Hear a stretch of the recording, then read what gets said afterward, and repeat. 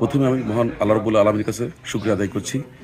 এত প্রতিকূলতার ভিতরেও আমি এই নির্বাচনে মানুষের সমর্থন নিয়ে বিজয়ী হতে পেরেছি। আলহামদুলিল্লাহ।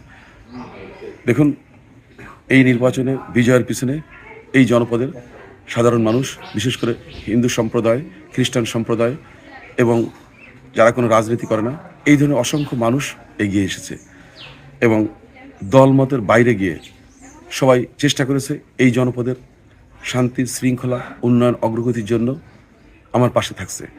আমি সবার প্রতি কৃতজ্ঞতা প্রকাশ করছি এবং আমি প্রতিজ্ঞা করছি আগামীতে ইনশাল্লাহ এই জনপদের সুখ, শান্তি এবং সমৃদ্ধির জন্য আমি দল, মত, ধর্ম, বর্ণ নির্বিশেষে এখানকার একজন জনপ্রতিনিধি হিসেবে সকল মানুষের প্রতিনিধিত্ব করব এবং কাজ করে যাব ইনশাল্লাহ। আমি আশা করব যে কোনো মূল্যে মানুষের সুখ, শান্তি বা আইনের শাসন, সামাজিক ন্যায় বিচার এগুলো আমি এখানে নিশ্চিত করব। সুতরাং আমি আপনাদেরকে কৃতজ্ঞতা প্রকাশ করছি যে আপনারা আমাকে সমর্থন জানিয়েছেন। ইনশাল্লাহ আমি আপনাদের পাশে থাকবো সবসময়।